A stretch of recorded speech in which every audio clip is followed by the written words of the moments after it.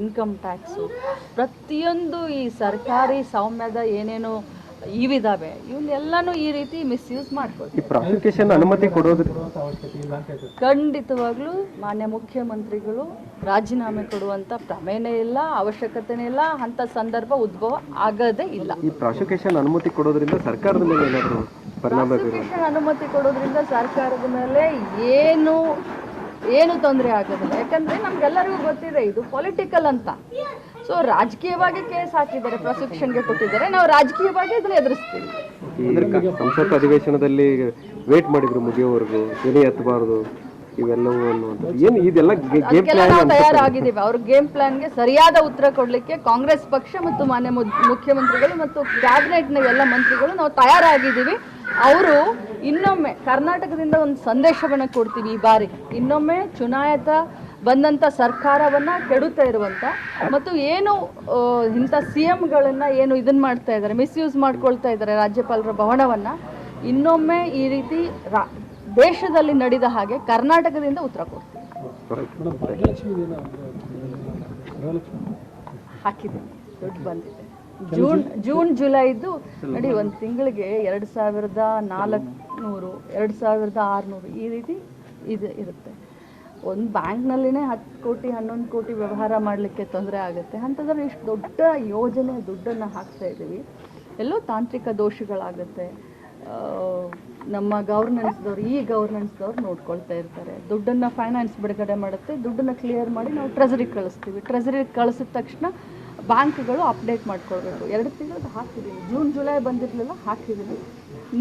ಮೊನ್ನೆ ಗುರುವಾರನೇ 2 ತಿಂಗಳು ಕ್ಲಿಯರ್ ಆಗಿದೆ. ಆಗಸ್ಟ್ದು 25 ಒಳಗಡೆ ಸೊ ನಾವು ಯಾವುದೇ ಕಾರಣಕ್ಕೂ ಸಿದ್ದರಾಮಯ್ಯ ಸಾಹೇಬರು ರಾಜೀನಾಮೆ ಕೊಡುವಂಥ ಪ್ರಮೇಯ ಇಲ್ಲ, ಅವರು ಕೊಡೋದೂ ಇಲ್ಲ. ರಾಜಕೀಯವಾಗಿ ಅವರು ಪಿತೂರಿ ನಡೆಸಿದ್ದಾರೆ, ರಾಜಕೀಯವಾಗಿ ನಾವು ಉತ್ತರವನ್ನು ಕೊಡ್ತೀವಿ. ಮುಂದಿನ ದಿನಗಳಲ್ಲಿ ಅವರು CBI ಅವ್ರನ್ನೇನು ಅರೆಸ್ಟ್ ಮಾಡಿದ್ರೆ ಅಂತಂದರೆ ಅವಾಗಾದರೂ ರಾಜೀನಾಮೆ ಕೊಡಲೇಬೇಕಾಗತ್ತಲ್ಲ, ಅವಾಗೇನು ನೋಡಿ ಊಹಾಪೋಹಗಳು, ಮುಂದೆ ಹಿಂಗಾಗುತ್ತೆ ನಾಳೆ ಹಂಗಾಗುತ್ತೆ, ನಾನು ಅದ್ರ ಬಗ್ಗೆ ಮಾತನಾಡೋದಿಲ್ಲ.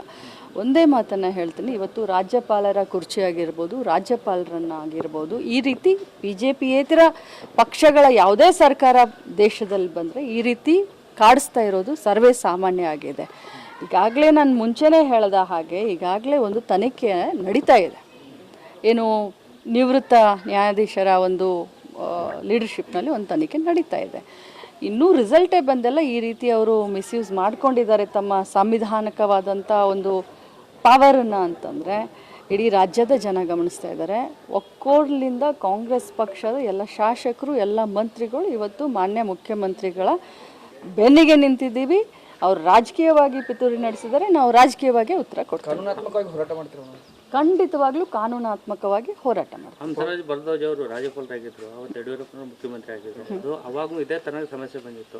ಅವತ್ತು ನೀವು ಕಾಂಗ್ರೆಸ್ದವರು ಅವರು ಆರೋಪ ಮಾಡ್ತಾ ಇದ್ದಾರೆ, ಕಾಂಗ್ರೆಸ್ ಒಂದು ದುರಾಡಳಿತ ನಾವು ಮಾಡಿಕೊಂಡು ಹಂಸರಾಜ್ ಭರದ್ವಾಜ್ ದ್ವೇಷನ ರಾಜಕಾರಣ ಮಾಡ್ತಾ ಇದ್ದಾರೆ. ಹೈಕಮಾಂಡ್ ನಿಮ್ಮ ಕಾಂಗ್ರೆಸ್ ಹೈಕಮಾಂಡ್ ಅಣತಿ ಅಂತ ನಡೆದುಕೊಂಡು ಯಡಿಯೂರಪ್ಪನ ಜೈಲಿಗೆ ಹಾಕ್ಸಿದ್ರು ಅಂತೇಳಿ ಯಡಿಯೂರಪ್ಪ ಸಾಹೇಬ್ರು ಅವ್ರ ಮೇಲೆ ಕೇಸ್ ಯಾರು ಹಾಕಿದ್ರು? ಸರ್ಕಾರ ಯಾರ್ದಿತ್ತು? ಮತ್ತೆ ನೀವ್ ಹೆಂಗೆ ಕಾಂಗ್ರೆಸ್ ಮೇಲೆ ಆರೋಪ ಮಾಡ್ತೀರಾ? ಅಲ್ಲ ನೀವನ್ನ ನಾನು BJP ಅವ್ರು ಹೇಳ್ತೀನಿ, BJP ಅವರನ್ನೇ ಯಡಿಯೂರಪ್ಪ ಸಾಹೇಬ್ರ ಬೆನ್ನಿಗೆ ಚೂರಿ ಹಾಕಿದ್ದಾರೆ. ಒಮ್ಮೆ ಅಲ್ಲ ಮೂರು ಬರೆ ಚೂರಿ ಹಾಕಿದ್ದಾರೆ.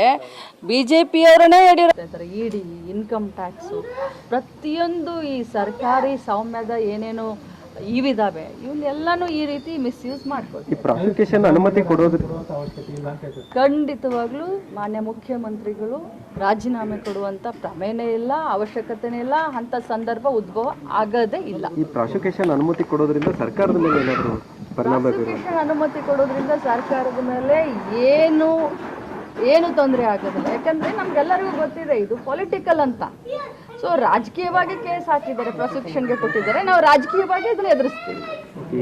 ಸಂಸತ್ ಅಧಿವೇಶನದಲ್ಲಿ ವೇಟ್ ಮಾಡಿದ್ರು ಮುಗಿಯೋವರೆಗೂ ಧ್ವನಿ ಎತ್ತಬಾರದು ಇವೆಲ್ಲವೂ ಅನ್ನುವಂಥದ್ದು ಏನು ಇದೆಲ್ಲ ಗೇಮ್ ಪ್ಲಾನ್ ನಾವು ತಯಾರಾಗಿದ್ದೀವಿ. ಅವ್ರ ಗೇಮ್ ಪ್ಲಾನ್ಗೆ ಸರಿಯಾದ ಉತ್ತರ ಕೊಡ್ಲಿಕ್ಕೆ ಕಾಂಗ್ರೆಸ್ ಪಕ್ಷ ಮತ್ತು ಮಾನ್ಯ ಮುಖ್ಯಮಂತ್ರಿಗಳು ಮತ್ತು ಕ್ಯಾಬಿನೆಟ್ನ ಎಲ್ಲ ಮಂತ್ರಿಗಳು ನಾವು ತಯಾರಾಗಿದ್ದೀವಿ.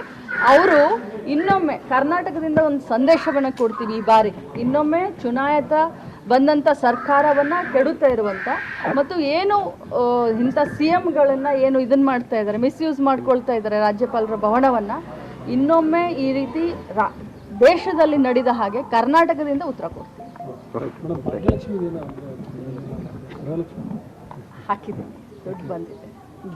ಜೂನ್ ಜುಲೈದು ನೋಡಿ, ಒಂದು ತಿಂಗಳಿಗೆ 2400 2600 ಈ ರೀತಿ ಇದು ಇರುತ್ತೆ.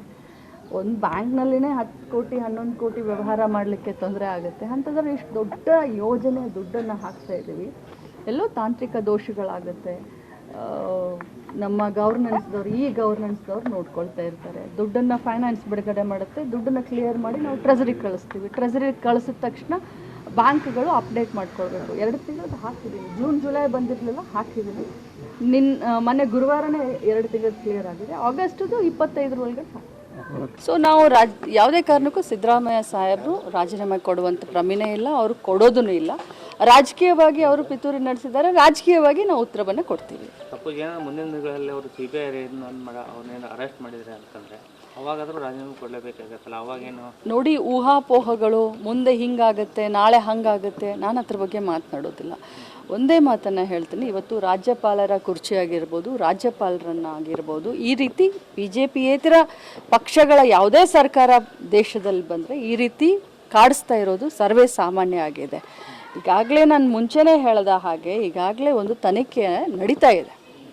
ಏನು ನಿವೃತ್ತ ನ್ಯಾಯಾಧೀಶರ ಒಂದು ಲೀಡರ್ಶಿಪ್ನಲ್ಲಿ ಒಂದು ತನಿಖೆ ನಡೀತಾ ಇದೆ. ಇನ್ನೂ ರಿಸಲ್ಟೇ ಬಂದೆಲ್ಲ ಈ ರೀತಿ ಅವರು ಮಿಸ್ಯೂಸ್ ಮಾಡ್ಕೊಂಡಿದ್ದಾರೆ ತಮ್ಮ ಸಂವಿಧಾನಿಕವಾದಂಥ ಒಂದು ಪವರನ್ನು ಅಂತಂದರೆ ಇಡೀ ರಾಜ್ಯದ ಜನ ಗಮನಿಸ್ತಾ ಇದ್ದಾರೆ. ಒಕ್ಕೋಡ್ಲಿಂದ ಕಾಂಗ್ರೆಸ್ ಪಕ್ಷದ ಎಲ್ಲ ಶಾಸಕರು, ಎಲ್ಲ ಮಂತ್ರಿಗಳು ಇವತ್ತು ಮಾನ್ಯ ಮುಖ್ಯಮಂತ್ರಿಗಳ ಬೆನ್ನಿಗೆ ನಿಂತಿದ್ದೀವಿ. ಅವ್ರು ರಾಜಕೀಯವಾಗಿ ಪಿತೂರಿ ನಡೆಸಿದರೆ ನಾವು ರಾಜಕೀಯವಾಗಿ ಉತ್ತರ ಕೊಡ್ತೀವಿ. ಖಂಡಿತವಾಗ್ಲೂ ಕಾನೂನಾತ್ಮಕವಾಗಿ ಹೋರಾಟ ಮಾಡ್ತೀವಿ. ಹಂಸರಾಜ್ ಭರದ್ವಾಜ್ ಅವರು ರಾಜ್ಯಪಾಲರಾಗಿದ್ದರು, ಅವತ್ತು ಯಡಿಯೂರಪ್ಪನ ಮುಖ್ಯಮಂತ್ರಿ ಆಗಿದ್ರು. ಅದು ಅವಾಗೂ ಇದೇ ತರನಾದ ಸಮಸ್ಯೆ ಬಂದಿತ್ತು. ಅವತ್ತು ನೀವು ಕಾಂಗ್ರೆಸ್ದವರು ಅವರು ಆರೋಪ ಮಾಡ್ತಾ ಇದ್ದಾರೆ, ಕಾಂಗ್ರೆಸ್ ಒಂದು ದುರಾಡಳಿತ ನಾವು ಮಾಡಿಕೊಂಡು ಹಂಸರಾಜ್ ಭರದ್ವಾಜ್ ಅವರು ದ್ವೇಷನ ರಾಜಕಾರಣ ಮಾಡ್ತಾ ಇದ್ದಾರೆ. ಹೈಕಮಾಂಡ್ ನಿಮ್ಮ ಕಾಂಗ್ರೆಸ್ ಹೈಕಮಾಂಡ್ ಅಣತಿ ಅಂತ ನಡ್ಕೊಂಡು ಯಡಿಯೂರಪ್ಪನ ಜೈಲಿಗೆ ಹಾಕ್ಸಿದ್ರು ಅಂತೇಳಿ ಯಡಿಯೂರಪ್ಪ ಸಾಹೇಬ್ರು ಅವ್ರ ಮೇಲೆ ಕೇಸ್ ಯಾರು ಹಾಕಿದ್ರು? ಸರ್ಕಾರ ಯಾರ್ದಿತ್ತು? ಅವಾಗ ಮತ್ತೆ ನೀವ್ ಹೆಂಗೆ ಕಾಂಗ್ರೆಸ್ ಮೇಲೆ ಆರೋಪ ಮಾಡ್ತೀರಾ? ಅಲ್ಲ ನೀವಂದ್ರೆ ನಾನು BJP ಅವ್ರು ಹೇಳ್ತೀನಿ, BJP ಅವರನ್ನೇ ಯಡಿಯೂರಪ್ಪ ಸಾಹೇಬ್ರ ಬೆನ್ನಿಗೆ ಚೂರಿ ಹಾಕಿದ್ದಾರೆ. ಒಮ್ಮೆ ಅಲ್ಲ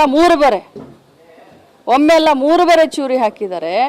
BJP ಅವರನ್ನೇ ಯಡಿಯೂರಪ್ಪ ಸಾಹೇಬ್ರನ್ನ ಇಡಿ, ಇನ್ಕಮ್ ಟ್ಯಾಕ್ಸು, ಪ್ರತಿಯೊಂದು ಈ ಸರ್ಕಾರಿ ಸೌಮ್ಯದ ಏನೇನು ಇವಿದಾವೆ ಇವನ್ನೆಲ್ಲಾನು ಈ ರೀತಿ ಮಿಸ್ಯೂಸ್ ಮಾಡ್ಕೊಳ್ತಾರೆ. ಪ್ರಾಸಿಕ್ಯೂಷನ್ ಅನುಮತಿ ಕೊಡೋದು ಖಂಡಿತವಾಗ್ಲೂ ಮಾನ್ಯ ಮುಖ್ಯಮಂತ್ರಿಗಳು ರಾಜೀನಾಮೆ ಕೊಡುವಂತ ಪ್ರಮೇಯನೇ ಇಲ್ಲ, ಅವಶ್ಯಕತೆನೇ ಇಲ್ಲ, ಅಂತ ಸಂದರ್ಭ ಉದ್ಭವ ಆಗದೇ ಇಲ್ಲ. ಈ ಪ್ರಾಸಿಕ್ಯೂಷನ್ ಅನುಮತಿ ಕೊಡೋದ್ರಿಂದ ಸರ್ಕಾರದ ಮೇಲೆ ಏನಾದರೂ ಪರಿಣಾಮ ಬೀರುತ್ತಾ? ಅನುಮತಿ ಕೊಡೋದ್ರಿಂದ ಸರ್ಕಾರದ ಮೇಲೆ ಏನು ತೊಂದರೆ ಆಗೋದಿಲ್ಲ. ಯಾಕಂದ್ರೆ ನಮ್ಗೆಲ್ಲರಿಗೂ ಗೊತ್ತಿದೆ ಇದು ಪೊಲಿಟಿಕಲ್ ಅಂತ.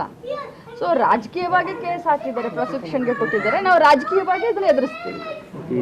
ಸಂಸತ್ ಅಧಿವೇಶನದಲ್ಲಿ ವೇಟ್ ಮಾಡಿದ್ರು ಮುಗಿಯೋವರೆಗೂ, ಧ್ವನಿ ಎತ್ತಬಾರದು ಇವೆಲ್ಲವೂ ಅನ್ನುವಂಥದ್ದು. ಏನು ಇದೆಲ್ಲ ಗೇಮ್ ಪ್ಲಾನ್? ನಾವು ತಯಾರಾಗಿದ್ದೀವಿ. ಅವ್ರ ಗೇಮ್ ಪ್ಲಾನ್ಗೆ ಸರಿಯಾದ ಉತ್ತರ ಕೊಡಲಿಕ್ಕೆ ಕಾಂಗ್ರೆಸ್ ಪಕ್ಷ ಮತ್ತು ಮಾನ್ಯ ಮುಖ್ಯಮಂತ್ರಿಗಳು ಮತ್ತು ಕ್ಯಾಬಿನೆಟ್ನ ಎಲ್ಲ ಮಂತ್ರಿಗಳು ನಾವು ತಯಾರಾಗಿದ್ದೀವಿ. ಅವರು ಇನ್ನೊಮ್ಮೆ ಕರ್ನಾಟಕದಿಂದ ಒಂದು ಸಂದೇಶವನ್ನು ಕೊಡ್ತೀವಿ. ಈ ಬಾರಿ ಇನ್ನೊಮ್ಮೆ ಚುನಾಯಿತ ಬಂದಂಥ ಸರ್ಕಾರವನ್ನು ಕೆಡುತ್ತಾ ಇರುವಂಥ ಮತ್ತು ಏನು ಇಂಥ ಸಿ ಎಮ್ಗಳನ್ನು ಏನು ಇದನ್ನು ಮಾಡ್ತಾ ಇದ್ದಾರೆ, ಮಿಸ್ಯೂಸ್ ಮಾಡ್ಕೊಳ್ತಾ ಇದ್ದಾರೆ ರಾಜ್ಯಪಾಲರ ಭವನವನ್ನು, ಇನ್ನೊಮ್ಮೆ ಈ ರೀತಿ ದೇಶದಲ್ಲಿ ನಡೆದ ಹಾಗೆ ಕರ್ನಾಟಕದಿಂದ ಉತ್ತರ ಕೊಡ್ತೀವಿ.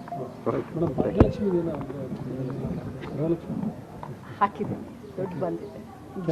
ಜೂನ್ ಜುಲೈದು ನೋಡಿ, ಒಂದು ತಿಂಗಳಿಗೆ 2400 2600 ಈ ರೀತಿ ಇದು ಇರುತ್ತೆ. ಒಂದು ಬ್ಯಾಂಕ್ನಲ್ಲಿನೇ 10 ಕೋಟಿ 11 ಕೋಟಿ ವ್ಯವಹಾರ ಮಾಡಲಿಕ್ಕೆ ತೊಂದರೆ ಆಗುತ್ತೆ. ಅಂಥದ್ರಲ್ಲಿ ಇಷ್ಟು ದೊಡ್ಡ ಯೋಜನೆ ದುಡ್ಡನ್ನು ಹಾಕ್ತಾ ಇದ್ದೀವಿ. ಎಲ್ಲೋ ತಾಂತ್ರಿಕ ದೋಷಗಳಾಗುತ್ತೆ. ನಮ್ಮ ಗವರ್ನೆನ್ಸ್ದವ್ರು ನೋಡ್ಕೊಳ್ತಾ ಇರ್ತಾರೆ. ದುಡ್ಡನ್ನು ಫೈನಾನ್ಸ್ ಬಿಡುಗಡೆ ಮಾಡುತ್ತೆ, ದುಡ್ಡನ್ನು ಕ್ಲಿಯರ್ ಮಾಡಿ ನಾವು ಟ್ರೆಜರಿಗೆ ಕಳಿಸ್ತೀವಿ. ಟ್ರೆಜರಿಗೆ ಕಳಿಸಿದ ತಕ್ಷಣ ಬ್ಯಾಂಕ್ಗಳು ಅಪ್ಡೇಟ್ ಮಾಡ್ಕೊಳ್ಬೇಕು. 2 ತಿಂಗಳದ್ದು ಹಾಕಿದ್ದೀನಿ. ಜೂನ್ ಜುಲೈ ಬಂದಿರಲಿಲ್ಲ, ಹಾಕಿದ್ದೀನಿ. ಮೊನ್ನೆ ಗುರುವಾರನೇ 2 ತಿಂಗಳು ಕ್ಲಿಯರ್ ಆಗಿದೆ. ಆಗಸ್ಟದು 25 ಒಳಗಡೆ ಸೊ ನಾವು ಯಾವುದೇ ಕಾರಣಕ್ಕೂ ಸಿದ್ದರಾಮಯ್ಯ ಸಾಹೇಬರು ರಾಜೀನಾಮೆ ಕೊಡುವಂಥ ಪ್ರಮೇಯ ಇಲ್ಲ, ಅವರು ಕೊಡೋದೂ ಇಲ್ಲ. ರಾಜಕೀಯವಾಗಿ ಅವರು ಪಿತೂರಿ ನಡೆಸಿದ್ದಾರೆ, ರಾಜಕೀಯವಾಗಿ ನಾವು ಉತ್ತರವನ್ನು ಕೊಡ್ತೀವಿ. ಸಪೋಸ್ ಏನೋ ಮುಂದಿನ ದಿನಗಳಲ್ಲಿ ಅವರು CBI ಅವ್ರನ್ನೇನು ಅರೆಸ್ಟ್ ಮಾಡಿದ್ರೆ ಅಂತಂದರೆ ಅವಾಗಾದರೂ ರಾಜೀನಾಮೆ ಕೊಡಲೇಬೇಕಾಗತ್ತಲ್ಲ, ಅವಾಗೇನು ನೋಡಿ, ಊಹಾಪೋಹಗಳು, ಮುಂದೆ ಹಿಂಗಾಗತ್ತೆ ನಾಳೆ ಹಂಗಾಗತ್ತೆ, ನಾನು ಅದ್ರ ಬಗ್ಗೆ ಮಾತನಾಡೋದಿಲ್ಲ. ಒಂದೇ ಮಾತನ್ನು ಹೇಳ್ತೀನಿ, ಇವತ್ತು ರಾಜ್ಯಪಾಲರ ಕುರ್ಚಿ ಆಗಿರ್ಬೋದು, ರಾಜ್ಯಪಾಲರನ್ನಾಗಿರ್ಬೋದು, ಈ ರೀತಿ BJPಯೇತರ ಪಕ್ಷಗಳ ಯಾವುದೇ ಸರ್ಕಾರ ದೇಶದಲ್ಲಿ ಬಂದರೆ ಈ ರೀತಿ ಕಾಡಿಸ್ತಾ ಇರೋದು ಸರ್ವೇ ಸಾಮಾನ್ಯ ಆಗಿದೆ. ಈಗಾಗಲೇ ನಾನು ಮುಂಚೆನೇ ಹೇಳಿದ ಹಾಗೆ ಈಗಾಗಲೇ ಒಂದು ತನಿಖೆ ನಡೀತಾ ಇದೆ. ಏನು ನಿವೃತ್ತ ನ್ಯಾಯಾಧೀಶರ ಒಂದು ಲೀಡರ್ಶಿಪ್ನಲ್ಲಿ ಒಂದು ತನಿಖೆ ನಡೀತಾ ಇದೆ. ಇನ್ನೂ ರಿಸಲ್ಟೇ ಬಂದೆಲ್ಲ ಈ ರೀತಿ ಅವರು ಮಿಸ್ಯೂಸ್ ಮಾಡ್ಕೊಂಡಿದ್ದಾರೆ ತಮ್ಮ ಸಂವಿಧಾನಿಕವಾದಂಥ ಒಂದು ಪವರನ್ನು ಅಂತಂದರೆ ಇಡೀ ರಾಜ್ಯದ ಜನ ಗಮನಿಸ್ತಾ ಇದ್ದಾರೆ. ಒಕ್ಕೋರ್ಲಿಂದ ಕಾಂಗ್ರೆಸ್ ಪಕ್ಷದ ಎಲ್ಲ ಶಾಸಕರು, ಎಲ್ಲ ಮಂತ್ರಿಗಳು ಇವತ್ತು ಮಾನ್ಯ ಮುಖ್ಯಮಂತ್ರಿಗಳ ಬೆನ್ನಿಗೆ ನಿಂತಿದ್ದೀವಿ. ಅವ್ರು ರಾಜಕೀಯವಾಗಿ ಪಿತೂರಿ ನಡೆಸಿದರೆ ನಾವು ರಾಜಕೀಯವಾಗಿ ಉತ್ತರ ಕೊಡ್ತೀವಿ. ಖಂಡಿತವಾಗ್ಲೂ ಕಾನೂನಾತ್ಮಕವಾಗಿ ಹೋರಾಟ ಮಾಡ್ತೀವಿ. ಹಂಸರಾಜ್ ಭರದ್ವಾಜ್ ಅವರು ರಾಜ್ಯಪಾಲರಾಗಿದ್ರು, ಅವತ್ತು ಯಡಿಯೂರಪ್ಪನವರು ಮುಖ್ಯಮಂತ್ರಿ ಆಗಿದ್ರು. ಅದು ಅವಾಗೂ ಇದೇ ತರನಾದ ಸಮಸ್ಯೆ ಬಂದಿತ್ತು. ಅವತ್ತು ನೀವು ಕಾಂಗ್ರೆಸ್ದವರು ಅವರು ಆರೋಪ ಮಾಡ್ತಾ ಇದ್ದಾರೆ, ಕಾಂಗ್ರೆಸ್ ಒಂದು ದುರಾಡಳಿತ ನಾವು ಮಾಡಿಕೊಂಡು ಹಂಸರಾಜ್ ಭರದ್ವಾಜ್ ದ್ವೇಷನ ರಾಜಕಾರಣ ಮಾಡ್ತಾ ಇದ್ದಾರೆ. ಹೈಕಮಾಂಡ್ ನಿಮ್ಮ ಕಾಂಗ್ರೆಸ್ ಹೈಕಮಾಂಡ್ ಅಣತಿ ಅಂತ ನಡ್ಕೊಂಡು ಯಡಿಯೂರಪ್ಪನ ಜೈಲಿಗೆ ಹಾಕ್ಸಿದ್ರು ಅಂತೇಳಿ. ಯಡಿಯೂರಪ್ಪ ಸಾಹೇಬ್ರು ಅವ್ರ ಮೇಲೆ ಕೇಸ್ ಯಾರು ಹಾಕಿದ್ರು? ಕೇಸ್ ಯಾರು ಹಾಕಿದ್ರು? ಸರ್ಕಾರ ಯಾರ್ದಿತ್ತು? ಸರ್ಕಾರ ಯಾರ್ದಿತ್ತು ಅವಾಗ? ಮತ್ತೆ ನೀವ್ ಹೆಂಗೆ ಕಾಂಗ್ರೆಸ್ ಮೇಲೆ ಆರೋಪ ಮಾಡ್ತೀರಾ? ಅಲ್ಲ ನೀವೇ, ನಾನು BJP ಅವ್ರು ಹೇಳ್ತೀನಿ, BJP ಅವರನ್ನೇ ಯಡಿಯೂರಪ್ಪ ಸಾಹೇಬ್ರ ಬೆನ್ನಿಗೆ ಚೂರಿ ಹಾಕಿದ್ದಾರೆ. ಒಮ್ಮೆ ಅಲ್ಲ ಮೂರು ಬರೆ ಚೂರಿ ಹಾಕಿದ್ದಾರೆ.